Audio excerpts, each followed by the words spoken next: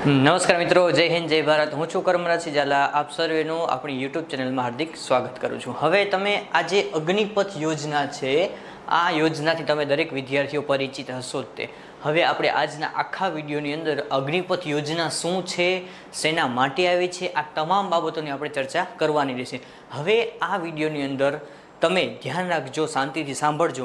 આ યોજના આપણા માટે ફાયદાકારક છે અને કેટલી જ આપણા કારણે નુકસાનકારક નીવડે છે, એ તમામ બાબતોની આપણે ચર્ચા કરવાની છે. ઠીક છે, તો દરેક વિદ્યાર્થીઓ છેક અંત સુધી જોડાયેલા રહેજો. સૌથી પહેલાં આપણે ચર્ચા કરી લઈએ કે અગ્નિપથ યોજના શું છે.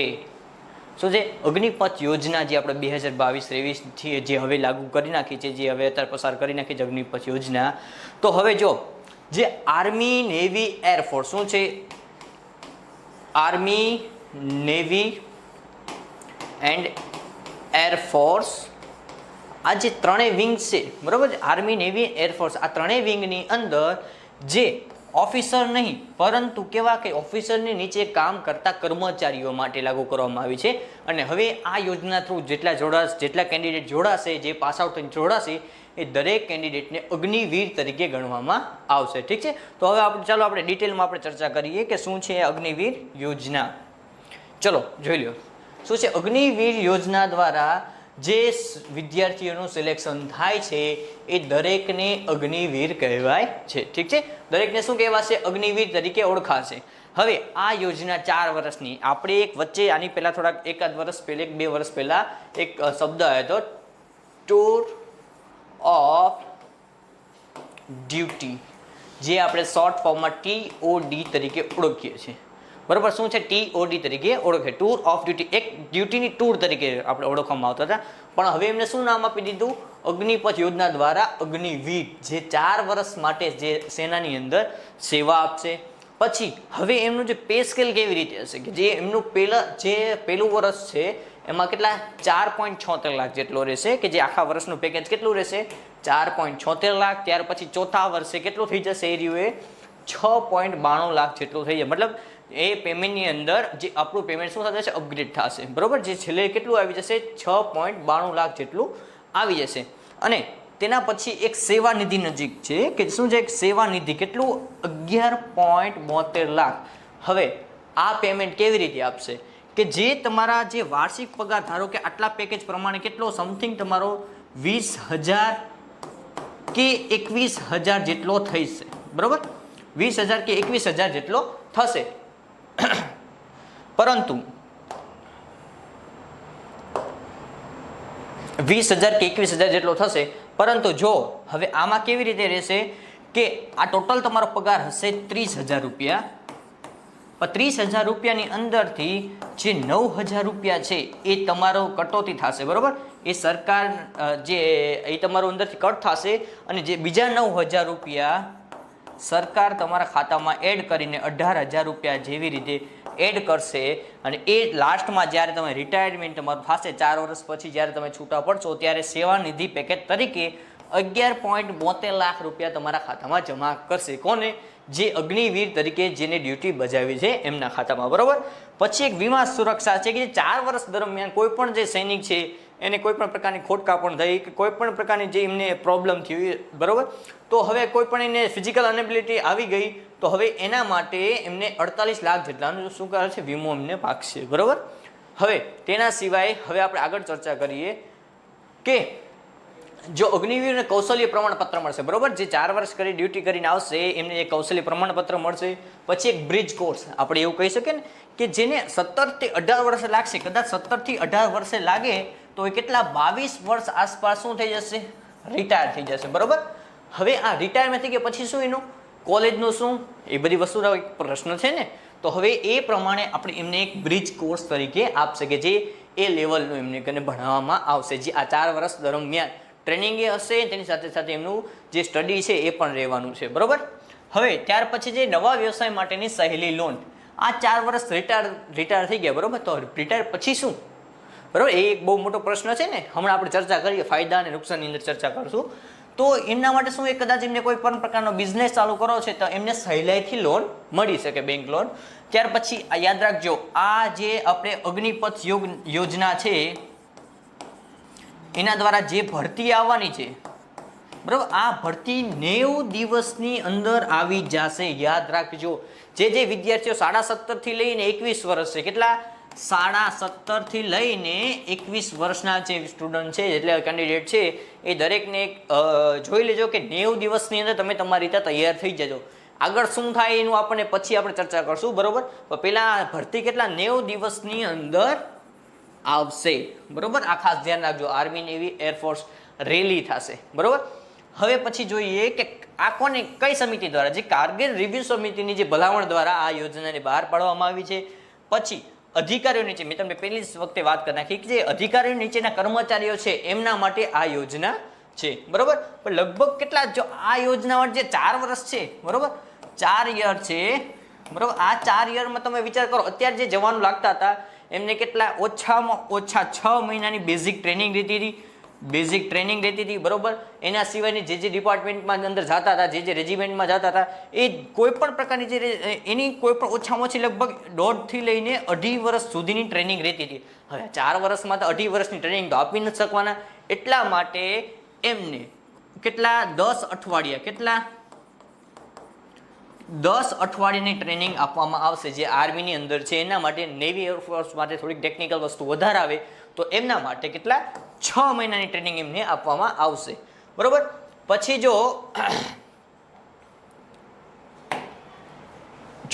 પછી 6 મહિનાની એમને ટ્રેનિંગ આપવામાં આવશે. આપણે જે ચર્ચા કરી 10 વીકની કે આર્મીની અંદર આપવામાં આવશે, ત્યાર પછી જે નેવી એરફોર્સ વાળાને 6 મહિનાની ટ્રેનિંગ આપવામાં આવશે, બરોબર. પછી એમનું પર યર કેટલી હશે, ઓછામાં ઓછી 45,000 જેટલી ભરતી થશે. કેટલી પર યર ફિક્સ છે કે જે 45,000 સુધીની ભરતીઓ થશે. દરેક જે રાજ્યો હોય છે એમ કેટલી 45,000ની ભરતી થશે, બરોબર. તેમાં પછી 25%, આમનો મતલબ શું છે, જે 25% કાયમી રાખશે. હવે જો 25% કાયમી રાખશે. હવે એનો મતલબ એવી રીતે છે કે ધારો કે 1000 કેન્ડિડેટ સિલેક્ટ થયા છે, 1000 કેન્ડિડેટ આપણે ટૂર ઓફ ડ્યુટીની અંદર, મતલબ જે અગ્નિવીર તરીકે કાર્યરત છે. હવે એની અંદર જેની 4 વર્ષની ડ્યુટી પૂરી થઈ ગઈ છે, બરોબર, 4 વર્ષની ડ્યુટી પૂરી થઈ ગઈ છે, તો એમાંથી એવા કેટલા 500 જેટલા કેન્ડિડેટ એવા છે, 500 જેટલા કેન્ડિડેટ એવા છે કે જેમને હજી પણ એમને ડ્યુટી કરવી છે. તો હવે આ 500 જણાને લેશે ને, પછી શું કરશે, એમાંથી 250 જણા, જે 25% એટલે કેટલા 250 જણાને શું કરશે, એરિયાએ કહેશે કે જો તમે હજી આગળ તમારે ડ્યુટી કરવી હોય, બરોબર, તો તમે કેટલા પ્લસ 15 વર્ષ માટે એક્સ્ટ્રા, કેટલા 15 વર્ષ એક્સ્ટ્રા તમે ડ્યુટી કરી શકો. પણ કેટલા 25%, યાદ રાખજો કેટલા છે, આ 25% જેટલા જ કેન્ડિડેટ છે એમને મોકો મળશે. પણ કેવો, ફરજિયાત નહીં. એવું નથી કે એટલે 250 ને લઈ જ લેવાના, એવું ફરજિયાત નથી, બરોબર. તમારી મરજી મુજબ છે, બરોબર. જેટલા કેન્ડિડેટ વધશે એમાંથી પોતાના પરફોર્મન્સ બેઝ પ્રમાણે 25% ને લઈ લેશે એરિયા, જે 15 વર્ષ સુધી એમને રાખશે, બરોબર. મેં તમને જે કીધું કે મેરિટ અને પરફોર્મન્સ બેઝ સિલેક્શન થશે. હવે જો આપણે આગળ જોઈએ કે આ જે યોજના છે, બરોબર, હવે એના આપણા ફાયદા અને નુકસાનો શું થશે, આપણે એની એકદમ ખુલ્લેઆમ તો આપણે ચર્ચા કરી લઈએ કે શું ફાયદા રહેવાના છે અને શું એના દ્વારા આપણને નુકસાન થશે, બરોબર. આ બધું આપણે આપણા ફાયદાની ગણતરી કરાવી લઈએ અને આપણે આવશે નુકસાન. સૌથી પહેલી વસ્તુ ફાયદો શું થશે, ફાયદો શું થશે. અત્યારે તમે કદાચ જે જોતા હશો, જે 37 વર્ષ કે 40 વર્ષે જે નોજવાનો છે, જે રિટાયર થઈને, બરોબર, જે આવતા હોય છે, આર્મીના જવાનો કે નેવી એરફોર્સના જવાનો રિટાયર થઈને આવતા હોય છે, તો આ દરેક જવાનોમાં ડિસિપ્લિન કેવું હોય છે, બરોબર, એ તો તમે અંદાજો આવી ગયા હશે. આ દરેક જવાનોને ડિસિપ્લિન કેવું હશે, વેલ ડિસિપ્લિન દરેક પર્સન હશે, બરોબર. હવે એ ચર્ચા કરીએ કે જે આપણું જે યુથ છે, એ કેવું તૈયાર થશે. વિચાર કરો કે જે 18 વર્ષે લાગી જાય છે, એ 22 વર્ષે રિટાયર થઈને પછી જે આ અત્યારની જે જનરેશનના 23-24 વર્ષના છોકરાઓ છે એની સમકક્ષ ઊભો રહેશે તો કેટલો ફરક રહેશે, સમજ્યા. આ આપણને અંદાજો ઓછામાં ઓછા 5 વર્ષ પછી આપણને ખબર પડે કે કેટલો ફાયદો થાય છે ને કેટલું નુકસાન થશે, બરોબર. આ 5 વર્ષ પછી ખબર પડશે કે આપણો જે અત્યારે જે રેશિયો છે ને કે 32 વર્ષનો છે, કેટલો છે, 32 વર્ષ યુવાનો છે. કેટલા 32 વર્ષ યુવાનો જે અત્યારે આપણે ફોજની અંદર છે હાલમાં, એવરેજ રેશિયો છે કે 32 વર્ષ સુધીના જે જવાનોનો રેશિયો આપણે કેટલો છે ફોજની અંદર, 32 વર્ષ સુધીના છે. હવે એ ઘટાડીને 26 વર્ષ સુધીનો કરવાનો છે. કેટલો છે, 26 વર્ષ સુધીનો કરવાનો છે, બરોબર. એટલે આના કારણે એક એ ફાયદો થવાનો છે કે જે નવજવાનો જે તરત રિટાયર થઈને પછી કેવા હશે, હટ્ટાકટ્ટા બરોબર વ્યવસ્થિત ફિઝિકલ રીતે ફિટ હશે, બરોબર, કે સમાજમાં થતા કોઈ પણ જે પગલાઓ સામે એક કહેવાય ને કે દ્રઢતા રીતે એરિયા શું સામનો કરી શકે એવા હશે, બરોબર. પછી હવે એના જે ફાયદાની અંદર ચર્ચા કરીએ કે જે 18 વર્ષથી લઈને, બરોબર, 18 વર્ષ સમથિંગ તમે જુઓ ને કે તો કદાચ કોલેજની અંદર આવ્યો હોય વિદ્યાર્થી, હવે 18 + 3 કરી કોલેજ પૂરી થાય એટલે 21 વર્ષ હશે, બરોબર. 21 વર્ષનો થયો હશે, પ્લસ 1 વર્ષ એને કોઈ પણ જગ્યાએ કામ કર્યું છે, ઘરે બેઠા કોઈ પણ કરે, કઈ જોબ કરે એને 1 વર્ષનો અનુભવ. અહીંયા એક વિદ્યાર્થી, એક સામાન્ય વિદ્યાર્થી કેટલા વર્ષનો થયો, આ 22 વર્ષ થયા, અને અહીંયા 18 વર્ષે લાગેલો વિદ્યાર્થી 4 વર્ષ ડ્યુટી કરીને અહીંયા 22 વર્ષ થયા. હવે તમે આ વિદ્યાર્થીમાં ફરક જોઈ લ્યો, સમજી ગયા ને. આ એક આપણે અગ્નિવીર છે અને આ એક સામાન્ય વિદ્યાર્થી છે. વિચાર કરો, આ જે અગ્નિવીર હશે ઓછામાં ઓછું જો 11 લાખ જેટલું, 11,72,000 જેટલું નિધિ પેકેટ લઈને બેઠો હશે. તેના સિવાયના જે એના દર વાર્ષિક જે એમને મળતો હતો 4 લાખ જેટલો, 4,62,000 સમથિંગ મળતો હતો, પ્લસ આ 4,000 એક જ વર્ષનું હતું. આવી રીતે કરીને સમથિંગ કહેવાય ને કે કેટલા, લગભગ 20 થી 25 લાખ સુધીનું, કેટલા 20 થી 25 લાખ સુધીનું એ આ 4 વર્ષની અંદર લઈને અહીંયા બેઠો હશે ને. આ ભાઈ હજી અત્યારે કદાચ તૈયારી કરતા હશે, કદાચ કોઈ પણ પ્રકારની 10, 20 અથવા 15,000 નોકરી કરતા હશે. હા, કદાચ એની કોમ્પિટિટિવ એક્ઝામ તૈયારી કરી તો ગવર્મેન્ટ અધિકારી હશે, બરોબર.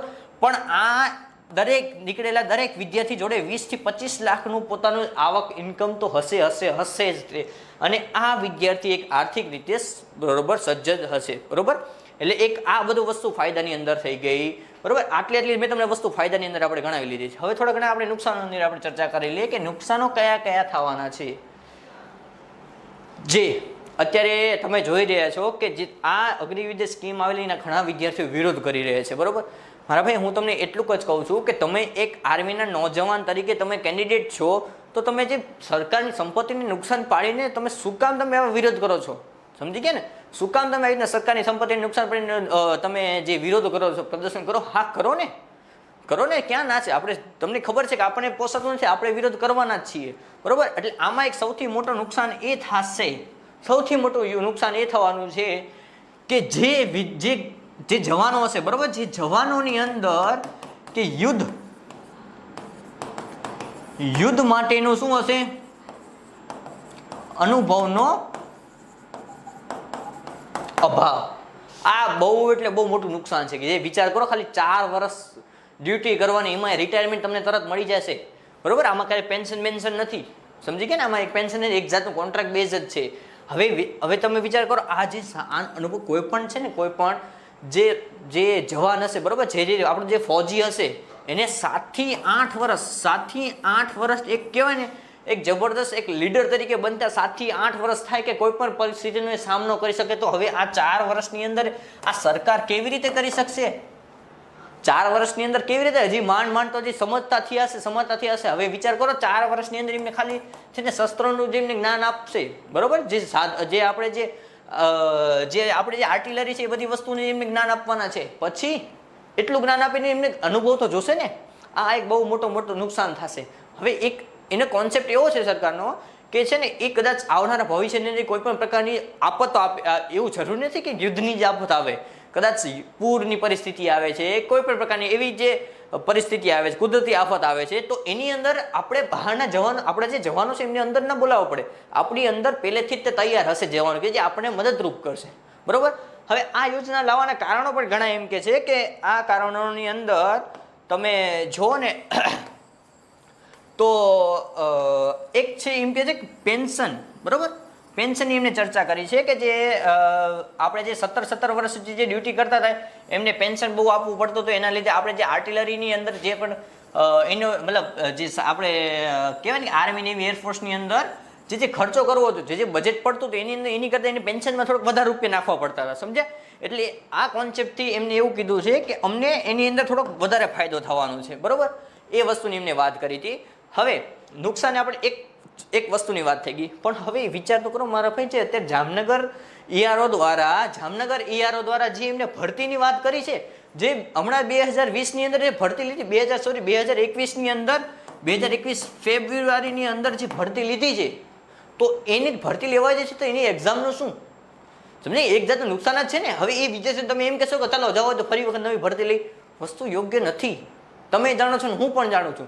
હવે એનો મતલબ એમ નથી કે આપણે આર્મીની ઓફિસ જઈને દોડાફોડા કરી, આ વસ્તુ યાર યોગ્ય નથી. તમે એક આર્મીના જવાન છો, અત્યારથી તમારી અંદર વેલ ડિસિપ્લિન હોવું જોઈએ, બરોબર. અમને પણ ખબર છે કે આ બધી વસ્તુ યોગ્ય નથી થતી, સમજી ગયા ને. હવે જો એક આ વસ્તુની આપણે વાત કરી કે એક્ઝામની, પણ મારો એ કહેવાનો એટલો જ મતલબ પહેલાં આ એક એક્ઝામ અમને લેવા દો, આ એક્ઝામ લેવાઈ જાઓ, પછી તમારે જે રીતે કરવું એ રીતે કરજો. ખાલી એક અત્યારે દ્વારકાવાળી ભરતી છે એની એક્ઝામ પૂરી કરાવડાવી લેવા દો, બરોબર. ઓકે, ચાલો પછી હવે એ વાત કરીએ કે એક આ વસ્તુ નુકસાનની વાત થઈ ગઈ, બરોબર. હવે કદાચ વિચાર કરો તમે 4-4 વર્ષે કેટલા ગોતી લાવશો છોકરાઓ, બધા બરોબર હશે એવું જરૂરી નથી હોતા, બરોબર. હવે એની અંદર આપણા જે કહેવાય ને કે સૈન્યની અંદર જે કહેવાય ને કે આપણે જે ચર્ચા કરી કે જે આપણે આઈબી ડિપાર્ટમેન્ટ છે, એનઆઈએ છે, બરોબર. આની અંદરથી જે આપણે સ્લીપર સેલ્સની વાત કરીએ છીએ, સ્લીપર સેલ્સ, કે આમાં જોખમ વધી જશે. શું કામ? કારણ કે કોઈ પણ જે નાગરિક હશે, જે આપણો જે લીડર હશે, બરોબર, બટાલિયનનો જે પણ લીડર હશે, એ લીડર તમને છે ને કેટલું કહેશે. તમે વિચાર કરો કેટલા વ્યક્તિઓને ઓળખતા હશે. તમે 4 વર્ષની અંદર એ પરખી તો નથી શકવાના. એના લીધે જે સેનાની સિક્યોરિટી છે એના પર કંઈ પણ પ્રકારનો પ્રોબ્લેમ થવાની જે આશંકાઓ રહે છે, બરોબર. આ તમામ વસ્તુઓ છે, એક વસ્તુ આને નથી. હજી ઘણા બેઠીને નુકસાન તો ઘણા છે આ વસ્તુના. કદાચ કાલ સવારે ઉઠીને તમે વિચાર તો કરો યાર આ પદ્ધતિ કેવી રીતે હા બરોબર છે, પણ તમે આને એક કામ કરો ને, તમે આને એક યોજના આની અંદર જેને જોડાવો એને જોડાવો, બરોબર. જેની ઈચ્છા છે કે જેને આ જોડાવો, પણ જે રેગ્યુલર ભરતી છે, બરોબર, રેગ્યુલર છે એને તો ચાલુ રાખો, એ ભરતીને તો ચાલુ રાખો તમે, બરોબર. બાકી બીજું કોઈ કરવાનું છે. આ યોજના છે, તમે એક યોજના અંતર્ગત કરો તો બેસ્ટ છે. આના જેવું કોઈ પણ પરિણામ તમને મળતું નથી. સારામાં સારું મળશે, કેમ કે જે અત્યારે ભારતમાં યુદ્ધ છે એ આની અંદર જોડાવાનો પ્રયત્ન કરશે. અને ખાસ કરીને એ વસ્તુ છે કે તમે યાર આપણે જો એક ચર્ચા કરીએ ઓકે, તમે જે આપણે ચર્ચા કરીએ હવે વિચારો 4 વર્ષની અંદર જે છોકરો છે જે આર્મીની અંદર જવા માંગે છે, એ 4 વર્ષની એક ખબર પડે મારે 4 વર્ષ સુધી ડ્યુટી કરવી છે. અને આમને છે ને આ જે ડ્યુટી શબ્દ નાખી દીધો છે, બરોબર. 4 વર્ષમાંથી એક જાતની ડ્યુટી જ કરો. ડ્યુટી નથી, આ એરિયા છે ને 17.5 વર્ષ અથવા 17.5 વર્ષ કે 18 વર્ષ માટે એરિયા છે ને એ ભારતની સેવા કરવા માટે જતા હતા. હવે તમે એ 4 વર્ષ આપીને એક જાતનું કોન્ટ્રાક્ટ બેઝ થઈ ગયું છે એરિયા. બાકી આ કાંઈ કામનું નથી, સમજી ગયા. જેને સાચી સેવા કરવી છે એ 17 શું તમે કહેતા હશે 20, 25 વર્ષે સેવા કરવા માટે તૈયાર છે. અને આ 4 વર્ષનું નામ આપીને શું કર્યું છે? કાંઈ કર્યું નથી. હવે આમાં કારણ કે કોઈ છોકરા જે અંદરથી કેમ કે પહેલેથી આર્મી પ્રત્યે જેટલો એમને ભાવ હતો, જેટલો તૈયારી કરીને જુસ્બો હતો, એવું હતું મારે 4 જ વર્ષ ડ્યુટી કરવાની, હાલો જે થવું જોયું છે 4 વર્ષ આપણે આખા પાસે થઈ જશે, નીકળી જશે 4 વર્ષ આમ કે આમ. એ વસ્તુ બરોબર યોગ્ય નથી ને. કદાચ ગવર્મેન્ટ એવી રીતે કરે કે તમે જો કદાચ આ જે ટૂર ઓફ ડ્યુટી વાળા જેટલા જે સ્ટુડન્ટ છે કે જે અગ્નિવીરો છે, બરોબર, આ અગ્નિવીરો માટે કદાચ ગુજરાત ગવર્મેન્ટ